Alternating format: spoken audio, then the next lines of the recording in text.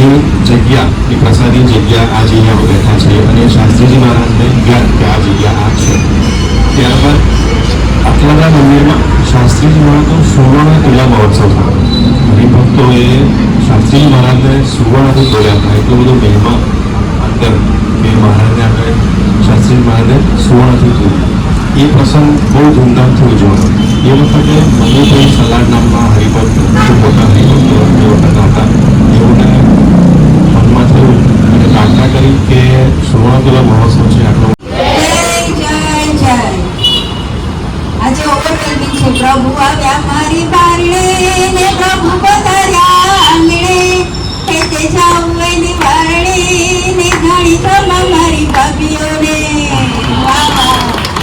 સંકલ્પ દાદા બહુ સંકલ્પ પૂરા કરે છે. પણ આ સમજ્યું જ્યારે બોમ્બે ગઈને 5 દિવસ ભાભીઓ સાથે રહી ત્યારે સમજ્યું આટલા નજીક આવે 40 કિલોમીટરનું અંતર ને આટલી પ્રસાદીનું સ્થાન હોય તો દર્શન કરવા એકવાર પધારો. બહુ મહિમા ગયો. અને આપણે એમ કહીએ ઘણી વાર દાદાનો મહિમા આપણે અશ્વિન દાદા ઘણી વાર કે રામદેવજી મહારાજ મહત્વ આપે એટલે દાદા મોટા, કે કોઈ ગુરુ આવે ને કરે એટલે દાદા મોટા, આનંદીબેન એમની સાથે રહે એટલે દાદા મોટા, એવું નહીં.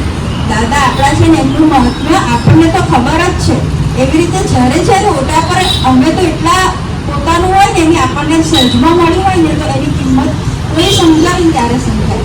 એમ જ્યારે આવતા પણ મનોજભાઈ અને સતીશ સાહેબજીએ એકવાર એટલી સરસ અમને મહિમા સમજાવી કે આ સ્થાન શું છે.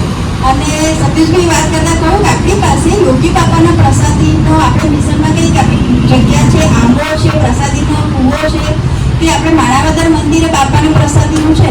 પણ આ તો એની પણ આટલી કે બાપા એને શાસ્ત્રીજી મહારાજ એની પણ ઉપરની પીઢી ભગતજી મહારાજની પ્રસાદીનું અનુપમ મિશન તાંબાનું એકમાત્ર સ્થાન ને બરોડા મંડળને મળ્યું એટલે એનું મહત્વ અમારા માટે અપરંપાર. નારાયણ સ્વામિનારાયણ સ્વામિનારાયણ સ્વામિનારાયણ સ્વામિનારાયણ સ્વામિનારાયણ સ્વામિનારાયણ